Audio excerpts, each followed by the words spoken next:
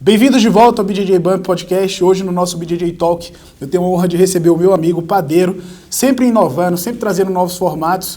Hoje eu vou gravar aqui com várias câmeras, fazendo uma externa, coisa que eu nunca tinha feito, mas vai ficar legal. Lembrando sempre a vocês, para vocês se inscreverem, para acompanhar o nosso conteúdo. Sempre que sair coisa nova você vai ser notificado. E estamos aí para agregar a comunidade do Jiu-Jitsu. Padeiro, bem-vindo. Muito obrigado, eu que agradeço essa oportunidade. Tamo junto. O Padeiro, ele é um dos caras também que já conquistou todos os títulos possíveis na IBJJF. É um cara que participou diretamente da minha formação como faixa preta. É professor aqui na BJJ Lab, onde nós estamos gravando, não é isso?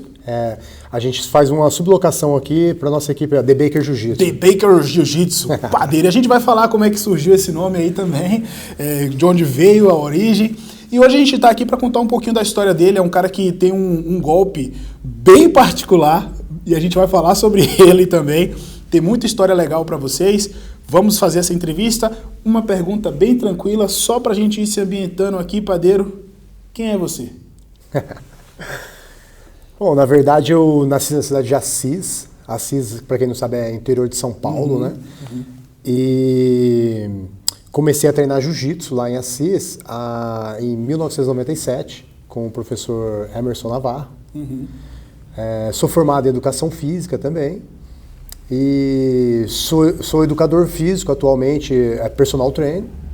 Dou aula aqui na cidade de São Paulo, tanto como personal trainer, como também aulas coletivas de jiu-jitsu e personal. Muito bom, dá aula pra caramba. Quem acompanha a rede social dele aí, o cara dá aula de manhã até de noite em tudo quanto é lugar, é bem maneiro. Padeiro, como foi que você chegou nas artes marciais? Assim, depois a gente vai falar de onde surgiu o apelido também, Padeiro, que tem até um pouco a ver, né? Como foi que você chegou no jiu-jitsu, ou nas artes marciais, no esporte? Como é que foi essa trajetória aí? Na cidade de Assis, não é isso? Isso. Então, na verdade, eu sempre gostei de arte marcial, né? Já pratiquei várias, já fiz karatê na adolescência, kung fu, fiz judô, um pouquinho de judô, fiz boxe, fiz o wrestling já também aqui em São Paulo e tal. E assim, só que o jiu-jitsu foi aquele esporte que quando eu comecei, como a gente fala, né, o mosquitinho deu aquela picadinha e não consegui mais parar. Da hora. Então, na verdade, o jiu-jitsu eu comecei em Assis mesmo, na minha cidade natal, com o professor Emerson Navarro, meu primeiro professor, em 1997. Lá você vão 23 anos. Tinha 19 aninhos, né? Foi a mesma idade que eu comecei.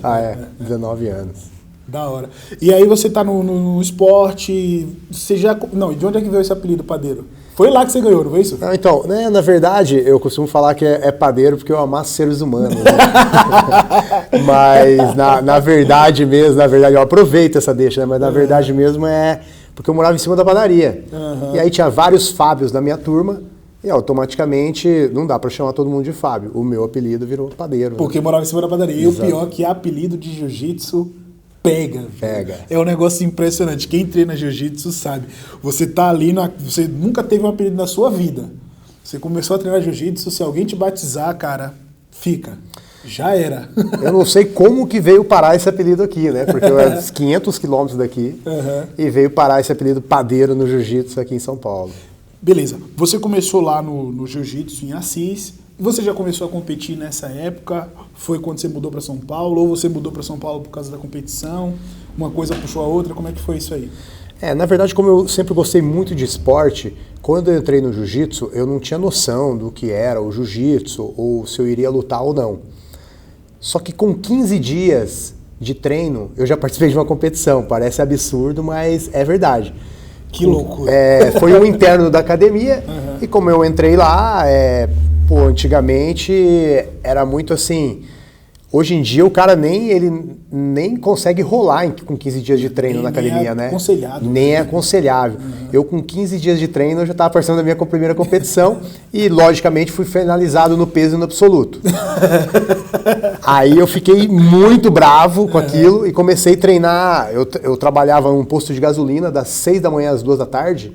Assim que eu saía do posto, eu treinava jiu-jitsu 4 da tarde até 5h30. Acabava, comia ali um pão com presunto e queijo ali, fazia uma musculação e voltava pro tatame às 7 de novo, fazendo jiu-jitsu novamente. Isso todos os dias. Por 6 meses seguidos até a próxima competição, que foi o primeiro Assis Tênis Clube de Jiu-Jitsu, primeiro Assis, Assis Tênis Clube de Jiu-Jitsu, e aí eu consegui ganhar peso absoluto, aí fiquei apaixonado, né? Porque eu já tinha ficado maluco perdendo, imagina ganhando, aquela sensação de... E com 6 meses, que é um tempo pequeno, muito assim, pequeno. pouco, né? Claro, na faixa branca, mas assim, o sentimento de... Não, mesmo assim, mesmo na faixa branca, para alguém em 6 meses dar um salto tão grande, não era só ganhar ou ganhar uma luta, você ganhou a competição peso absoluto, isso é realmente fenomenal, assim. E aí eu falei, cara, eu quero isso, eu quero lutar, e começou assim, só que eram épocas muito difíceis, né? Venho de famílias humildes também e tal.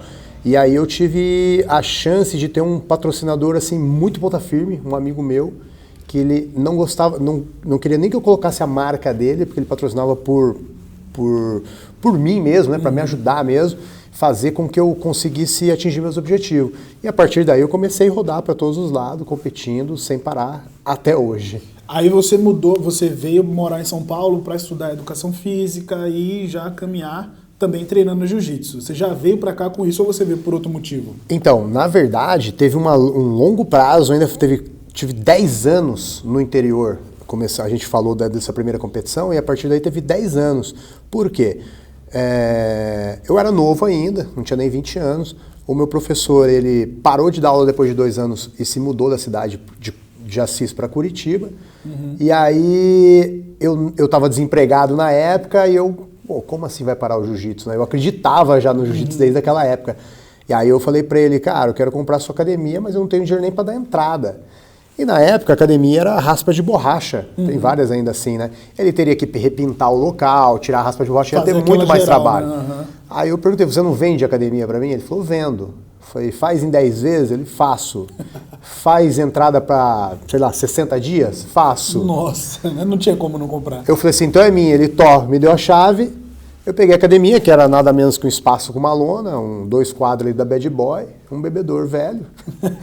E como eu tinha acabado de fazer o exército, tiro de guerra na cidade, eu juntei meio que pouquíssimas técnicas que eu tinha da parte de luta, só que como eu já tinha feito várias artes marciais antes, eu acho que isso me ajudou a botar assim, impor um pouco de respeito, né? Rica, né? Isso. Até a bagagem do exército também, para liderar, conduzir a turma, né? Sim, eu sempre... Então eu acho que aí eu induzi a galera a recomeçar ali e foi dando certo até ir crescendo.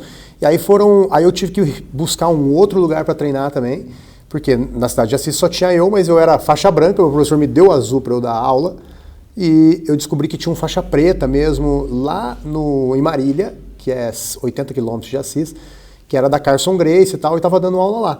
Eu cheguei lá e falei, pô, professor, eu gostaria de treinar, tal, aqui e tal, e como é que eu faço? Ele falou, treina aí. Eu falei, então, que faixa que você é? Eu falei assim, eu sou faixa branca, porém meu professor me deu o azul, mas eu não sei se eu tenho nível. Ele, rola aí, vamos ver. Eu rolei lá, ele falou, não, tem nível sim, pode amarrar azul.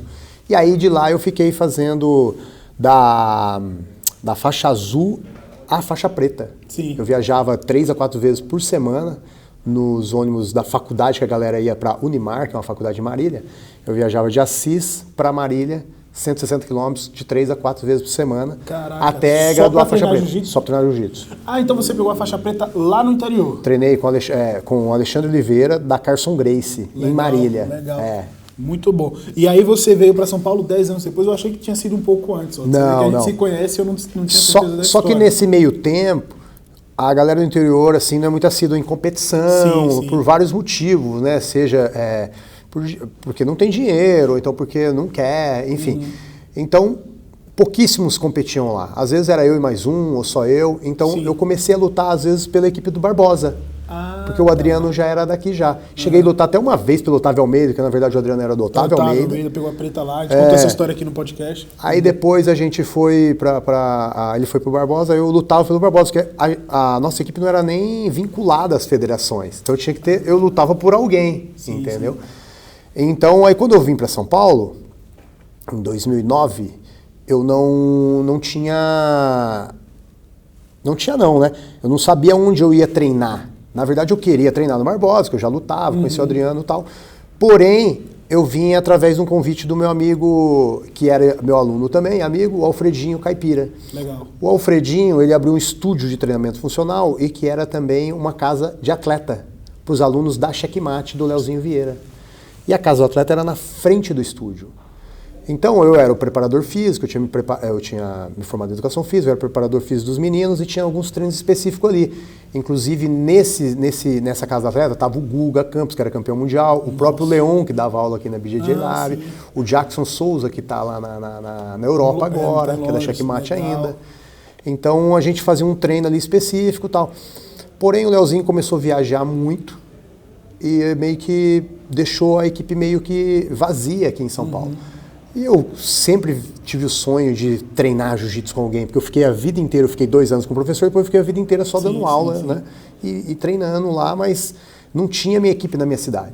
E aí foi que eu resolvi sair da Checkmate, porque na verdade também estava muito vinculado por causa do trabalho, né? A casa do atleta. A casa do atleta acabou, e aí eu acabei saindo da Checkmate e fui pro Barbosa. E ficou lá um bom tempo. E aí né? fiquei pro Barbosa lá por 10 anos seguidos. E agora no final do ano passado eu migrei para a Aliança. Sim. E também veio para esse espaço aqui.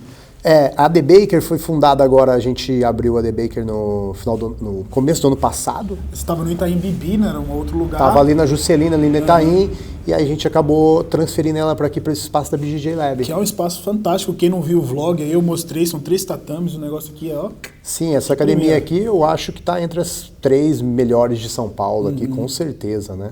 Porque Eu falei exatamente isso, ele não viu, mas eu dei essa declaração. Eu acredito isso, porque tem um espaço só para personal, tem uma área menor, tem um tatame maior, é muito bom aqui. E a localização também facilita muito.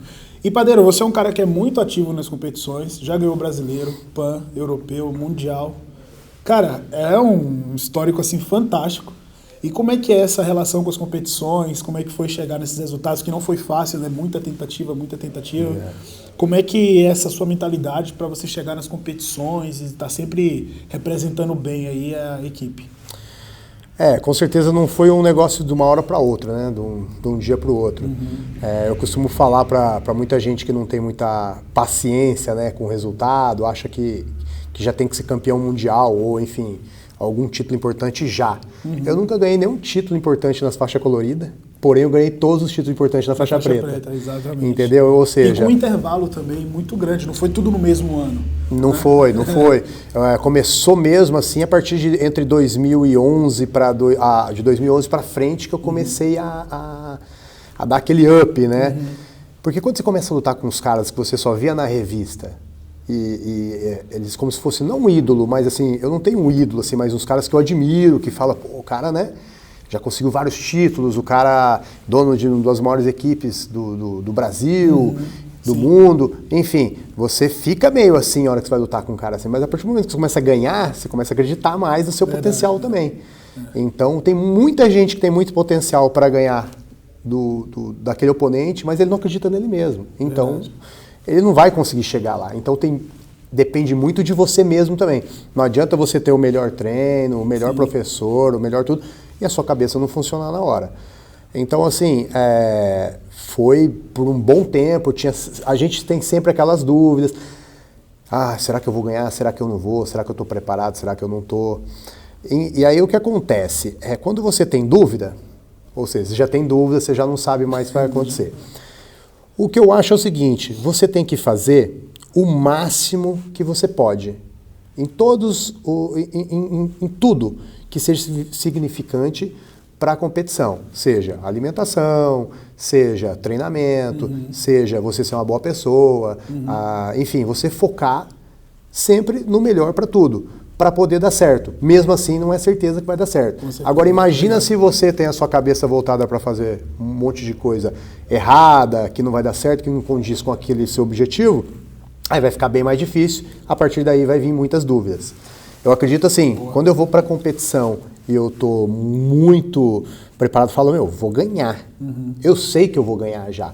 Pode ser que eu perca, porque acontece com tudo, mas tudo bem, faz parte, a gente tem que aprender também a perder. Mas assim, geralmente, Se eu já vou para alguma competição e com dúvida, certamente eu vou perder. É verdade. E eu percebi muito isso. E assim, a gente não tem que se cobrar um do outro não, de nós mesmos. Essas cobranças, eu lembro que eu Colocar metas muito altas, essas coisas assim. Eu lembro que eu tinha patrocinador lá, ou então a galera, só eu lutava no interior, só eu viajava sozinho, pegava ônibus para ir para o Rio de Janeiro, ficava 14, 15 horas no ônibus para ir para Florianópolis lutar e tal. É muito longe de tudo, né? E assim, aí quando eu voltava, eu lembro que os caras falavam, e aí, como é que foi lá? Eu falei, pô, perdi. Sempre perdia. Aí, pô, mas de novo? O cara não sabe como é que é, isso, né? Aí toda vez que eu ia lutar, cara, eu tenho que ganhar, porque se eu chegar lá e falar de novo que eu perdi, pô, os caras vão pensar que eu sou o quê? Vai pensar que eu sou ruim, vai pensar que eu sou não sei o quê.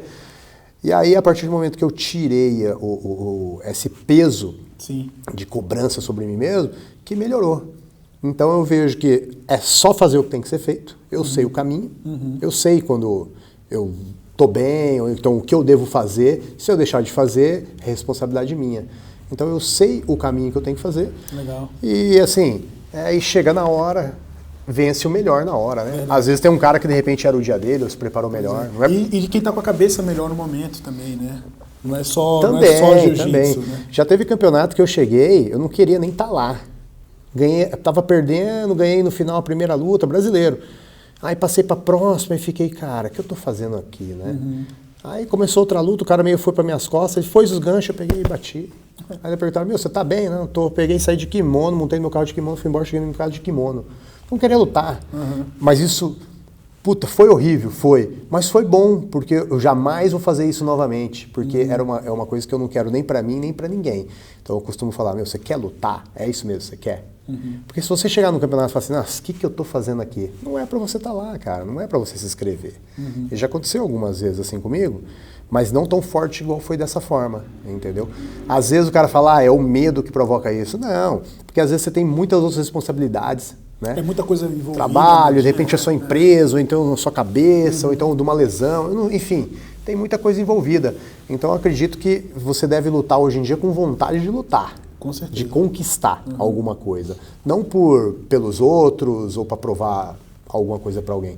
Eu acho que é mais pela conquista mesmo, pelo seu trabalho que você teve todo esse tempo. Muito bom. E, Padeiro, quando você estava na B9 ainda, você era responsável pelo curso de formação de faixa preta, um dos módulos, e esse módulo era Histórias ou Ensinamentos do Jiu-Jitsu. E era um curso muito legal, você falava de suas experiências dando aula, experiências como essa que você está compartilhando aqui também, e de outras coisas voltadas também, drill, a intensidade de drill. Era muito legal esse curso aí, esse módulo fiz contigo. E para compartilhar com o pessoal, o que é que você acha assim, não só para competir, que você estava dando as suas experiências de mentalidade, mas também ensinando. O que é que um bom professor hoje em dia, com essa velocidade que o jiu-jitsu está crescendo, se desenvolvendo, o que é que um bom professor precisa, o que é que o cara que está começando, chegando no jiu-jitsu, de repente o pessoal que está ouvindo, assistindo, faixa azul, faixa branca, compartilha, porque era sobre isso que a gente falava no curso, mas uma visão geral sua sobre isso aí. Então, é exatamente isso.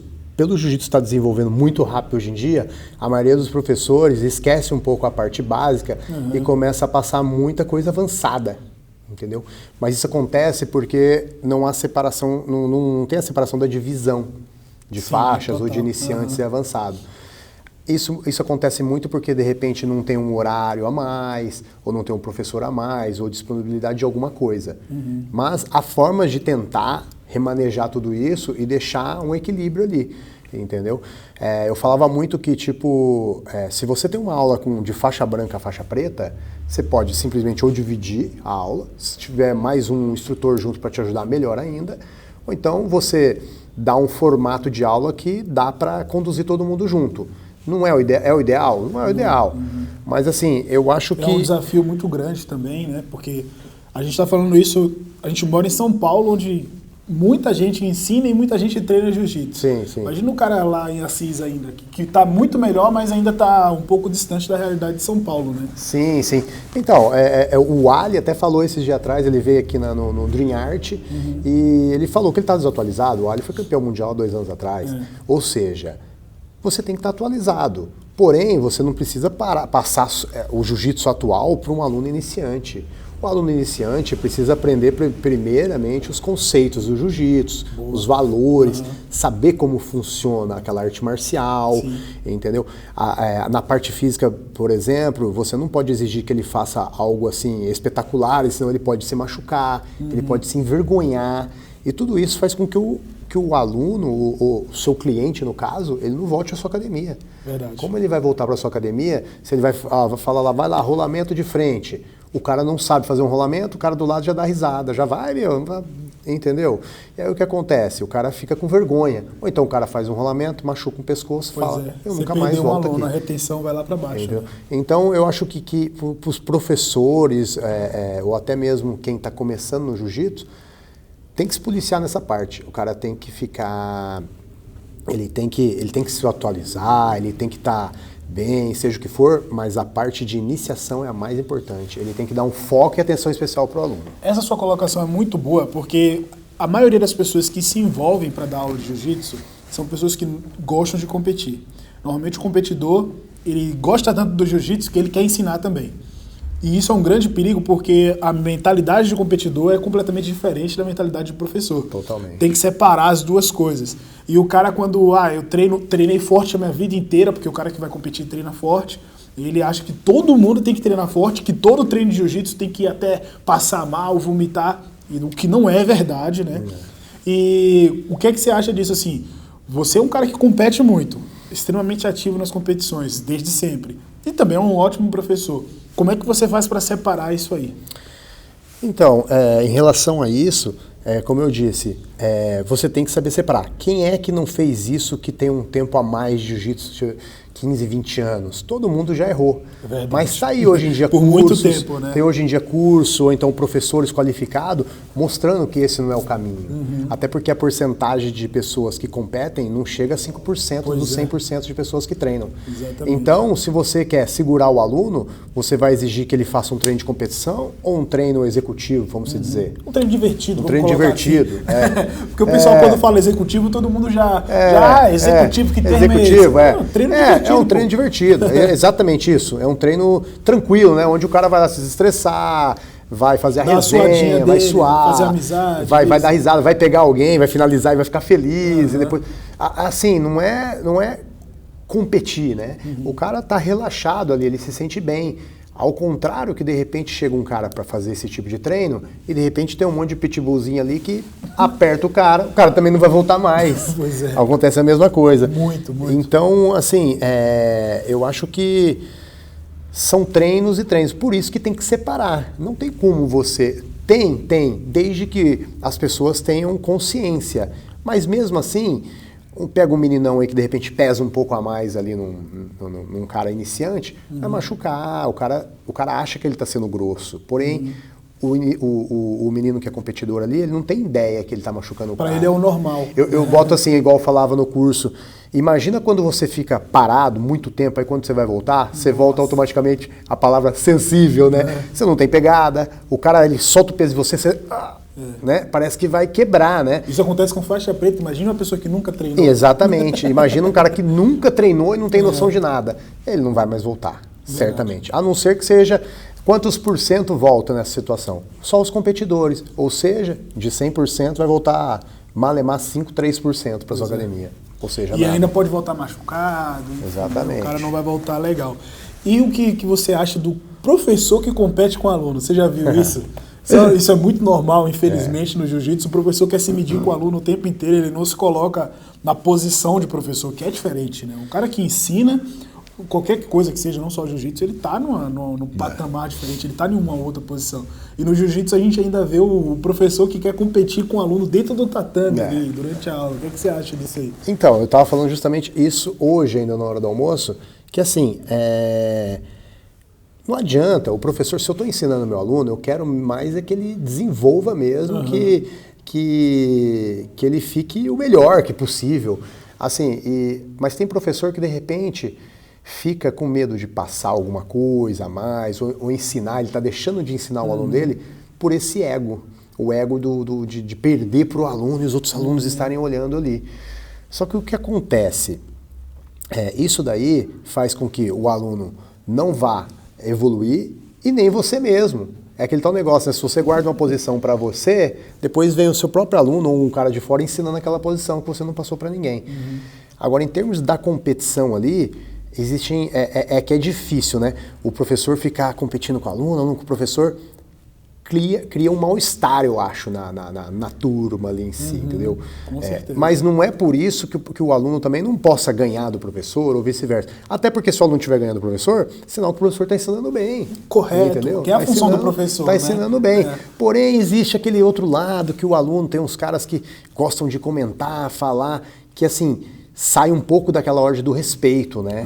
Então tem os dois lados ali. Tem. Porém, é questão de conversar, conciliar e adequar tudo, né, para todos, né? Porque assim, o cara tomar um amasso do professor, legal e tal, mas o caminho natural é que ou as coisas se equilibrem, sim, ou que o aluno passe, até porque isso é o certo. Senão, a gente vai parar com o jiu-jitsu. Se a geração depois não passar da geração atual, não tem evolução. Você vai ficando mais velho, um molecão mais novo, mais forte, mais esperto, você está ensinando tudo para ele já tem mais agilidade. Você tá mais sábio, você sabe ensinar melhor, o cara já vai pegar você melhor, né? Sua melhor versão. Vai pegar a sua melhor versão, né? Não é o padeiro de 20 anos atrás, faixa roxa, dando aula lá no interior. É outro cara. Eu acho que, agora eu vou olhar para o lado do aluno, porque eu estou me pondo no lugar do aluno quando eu era aluno. Meu professor, eu tinha, tenho, né, muita admiração por ele e tal, pelo jiu-jitsu dele. E eu lembro que uma vez eu estava treinando com ele, e assim, ele era mais magro que eu, mais fraco e tal, mais velho, e eu chegando em ascensão, indo. E aí, às vezes, eu encaixava alguma coisa assim e já migrava para outra. E ele falava para mim no meu ouvido, falou, você não pegou, né? Você não pegou porque você não quis, tá me aliviando, né? Eu falei, não, mestre, imagina. Então, tem isso também, entendeu? Tem a competição ali, mas você quer provar o quê também que você vai pegar o seu professor, entendeu? Olhando pelo lado do aluno, agora eu sou o aluno. Eu não quero pegar meu professor, eu não tenho porquê. Meus objetivos são outros. Muito legal isso, né? Muito legal. Então... Muito legal. Padeiro, a gente tem um jogo aqui no nosso podcast, bem tradicional, chamado de Raspa ou Passa. Vou te dar uns temas do jiu-jitsu. Se você gostar, você raspa. Se você não gostar, você passa. Vamos jogar? Vai. Vamos aí. Bora lá. Muito bem. Primeiro aqui do nosso Raspa ou Passa. Kimono de cor estrambólica. Você raspa ou passa. Estrambólico é roxo, laranja, limão, verde-limão, essas cores assim. Eu passo. Nunca usou o padeiro de kimono vermelho? Eu já vi uma solta de kimono vermelho. Nunca usei. Uma vez um aluno meu apareceu com um kimono de branco e preto, estilo de vaquinha. Meu irmão. A mimosa? O Felipe, um aluno meu, Felipe Conte. Vou até falar o nome dele aqui pra me mandar ele. Mimosa. Cara, eu falei, que isso? Nunca mais usou. Caramba, eu nunca vi isso, cara. Não, era o camuflado preto e branco, né? Esse Nossa, aí. É só uma vaquinha andando na rua. É a mimosa. Kimono mimosa. Muito bem. Lutar absoluto, você raspa ou passa? Dependendo, eu raspo. Você gosta. Você ganhou absoluto do europeu, se não me engano. Já ganhei do europeu, sou americano. Olha. Então. Alguns eu acho. Mas tem dia que não. Tem dia que não, né? Tem dia que você quer só sua categoria tá bom, vambora, vamos comer, fez muita dieta. 5 lutas, às vezes, eu quero ir comer, quero ir embora. Tem aquele lado, né? Você vai lutar, você ganhou, acabou de ser campeão, aí você vai no absoluto e é finalizado rapidão. Aí, ao invés de você voltar feliz pra sua casa, você volta triste. É verdade. Faz sentido. Treinar defesa pessoal, você raspa ou passa? Muito importante para dar aula, entendeu? Então eu passo. Eu raspo, desculpa. Isso, boa. Essa aqui é legal. Corredor na graduação, você raspa ou passa? Esse aí eu passo.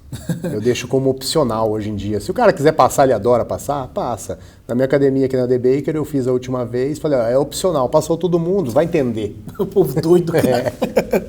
Mas sem obrigação também. Sem obrigação. Para não constranger o aluno que a gente falou. Chega, né? A gente tem que evoluir em tudo, né? Não só tecnicamente, mas... E é legal quando coloca esse vai quem quer, até porque o pessoal alivia na hora de bater. Quando você fala assim, não, tem que ir. Depende do cara, né? Depende do cara também, né? Tem gente que os caras não aliviam, não. O cara quer piorar. Mas quando você coloca aquela pressão, tem que ir, se não passar vai ser pior. Quando o cara vai bater, meu Deus do céu. Mas isso aí é penitência. Já é pré-histórico, já foi o tempo. Muito bem. Trash talking, raspa ou passa? Cara, depende.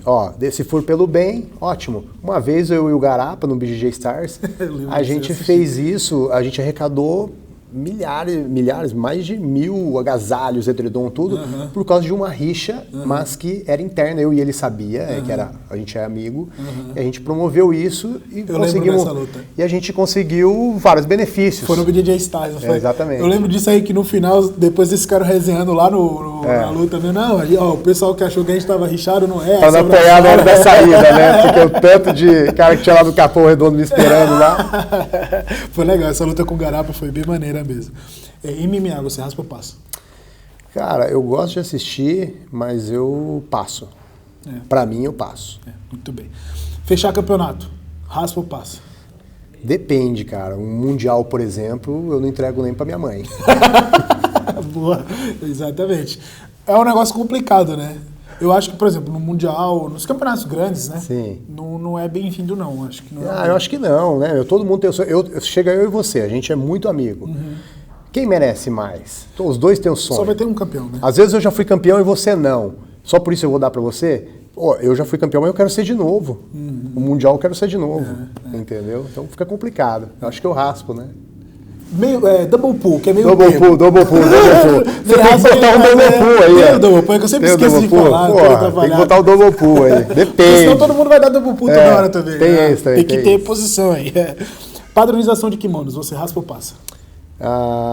Eu raspo. Eu acho que... Todo mundo bonitinho, de Baker. Acho que... Cara, fica muito mais bonito, né? Você vê pelas fotos antigas, igual você falou, os kimonos de zebrinha, do exército, vermelho, branco, marrom, sujo, cru. E hoje em dia todo mundo com kimono igual.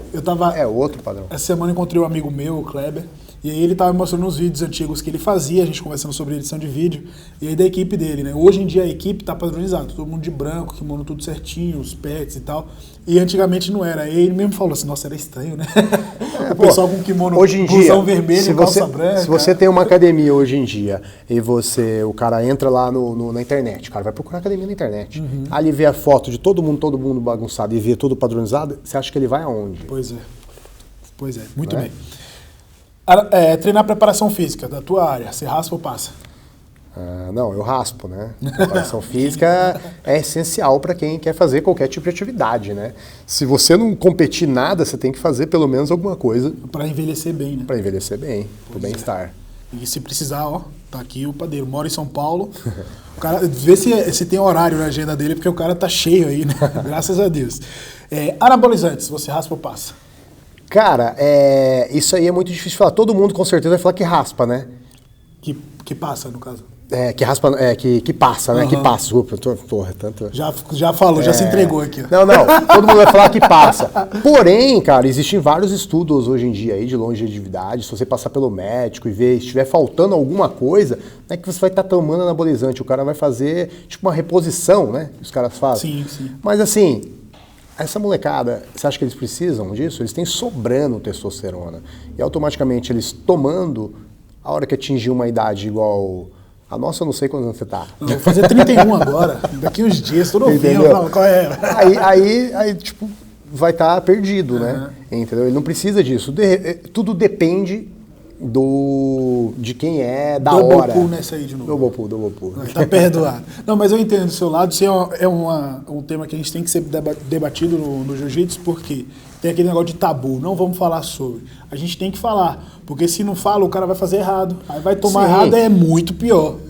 Eu falaria assim, eu passo se for pra jovens e de repente um cara que tem mais idade, tá precisando, tá faltando alguma vitamina, alguma coisa ali pra regular através de um médico, você pode raspar, né? Tá vendo aí?